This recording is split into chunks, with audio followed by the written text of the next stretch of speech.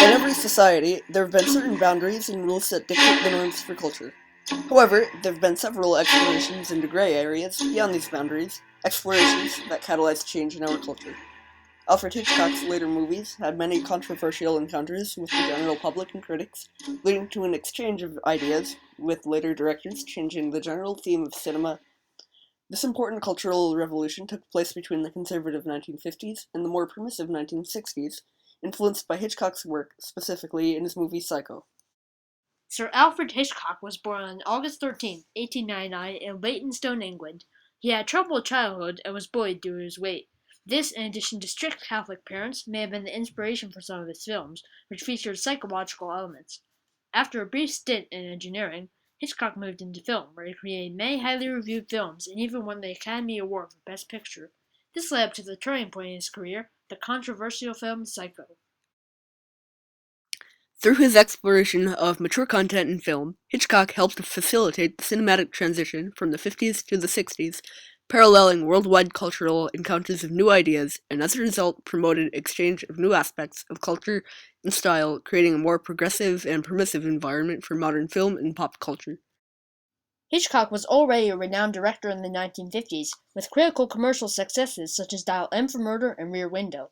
These earlier movies received praise for their suspense, subtlety, and cleverness. Critics called them tense and exciting. Today they are considered to be critically acclaimed works.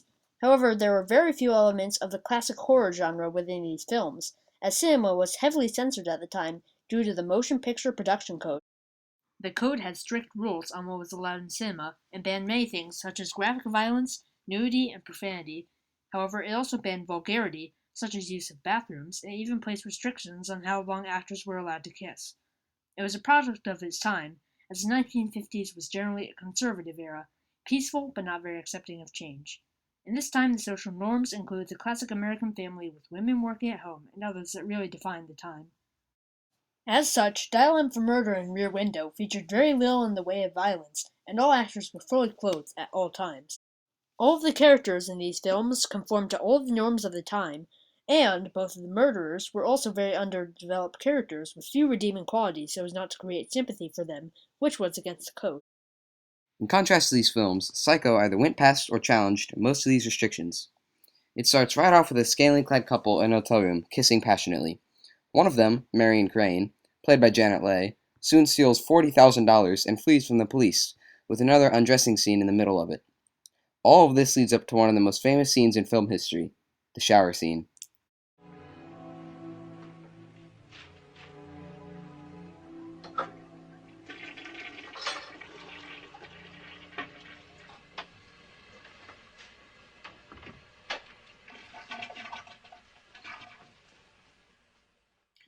The famous shower scene is the most shocking and renowned part of the film. The scene starts with Marion Crane flushing some bits of paper down the toilet, already breaking the code. The camera cuts to her feet as a bathrobe falls to the floor. While she was acting, Leigh was actually covered by moleskin, as not to show nudity. She steps into the shower, but a few moments in, a shadowy figure pulls aside the curtain and begins to stab and slash at her. Clever angles and reverse footage makes it seem as if the knife actually enters her body. Because the film is in black and white, Hitchcock used chocolate syrup as blood, and playing over it all is the screeching violin track, composed by Bernard Herrmann. Obviously, audiences were shocked and disgusted. The scene was described as gruesome, grisly, disgusting, and some people even left the theater at that point.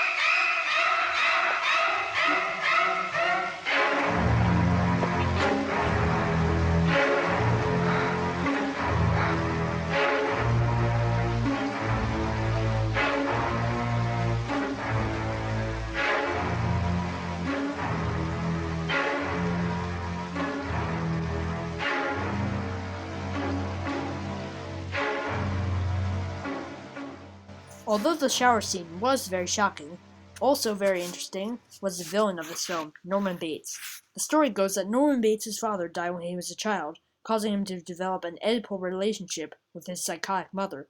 When his mother found another man, Norman went insane and killed both his mother and her new partner. To make up for the absence of his mother, Norman would at times pretend to be her, as if his mother had taken control over his mind, causing him to develop a similar psychosis.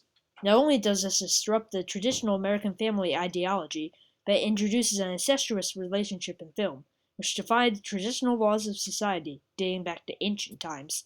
In addition, there was an unmasking of America's deficient mental health program at the time, so the psychological explanation caused some disturbance.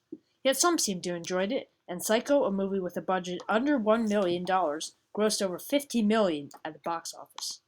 Psycho set the stage for a new gory film, The Birds. It tells the story of a murderous flock of birds massacring a town on the San Francisco Bay. Here's a clip of it.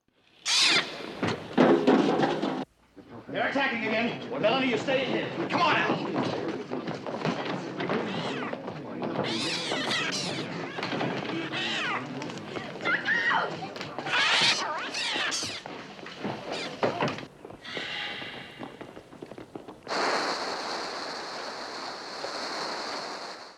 In sharp contrast to all of Hitchcock's previous films, The Birds features very little plot or suspense of any sort.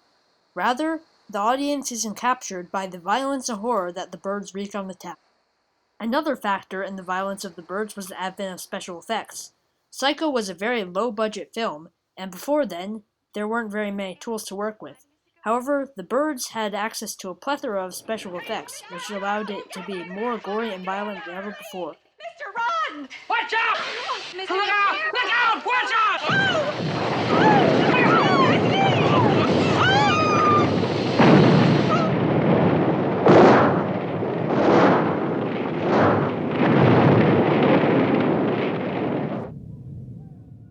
It was well received by critics and fans alike, as one of the first action horrors of the time. The Birds was just one of many movies made soon after Psycho, showing its influence based on mature content. Psycho's cinematic revolution was strikingly similar to the cultural revolution that occurred in the early 1960s. Events such as the Vietnam War led people to challenge the norms of society, questioning what was unheard of in the 1950s. People began to press for civil rights, peace, birth control, and many other things that had before just been disregarded by culture, like the mature parts of cinema denied by the Protection Code. The sexual revolution, the civil rights movement, and the gay rights movement all took place during the 1960s. All of these are similar in that the ideas they exchanged were largely unthought of before, just like the mature themes in Psycho. Of course, these movements encountered resistance, but today we think of them as righteous and courageous acts. Psycho brought about a great change in cinema that has forever impacted it. Not only Hitchcock's movies, but all movies became much more mature in their content, almost immediately after Psycho was released. Besides its important impact on all cinema, it has had a profound impact on the horror genre. Psycho is still considered to be one of the most terrifying horror movies to this day. A lot of cliché parts of horror films can be traced back to Psycho, including the fundamental idea of a psychotic killer. These effects can also be seen today in the number of R-rated films there are. Not counting the 42% that were unrated, 26% of films last year were rated R, more than any other rating. Through its groundbreaking exploration into mature areas of film, Psycho opened the gates for many generations of films to go where they couldn't before and became one of the best films of all time. Although Psycho was just a movie, it still had far-reaching influence and impact on culture. Hitchcock's masterpiece is one of the most influential and best movies of all time. With it, Hitchcock explored new boundaries in film, encountering resistance from hesitant publishers, but ultimately he preserved and created a movie that changed cinema in a way paralleling the cultural movements of the 1960s, exchanging new aspects of culture and cinematic style that still has influence today.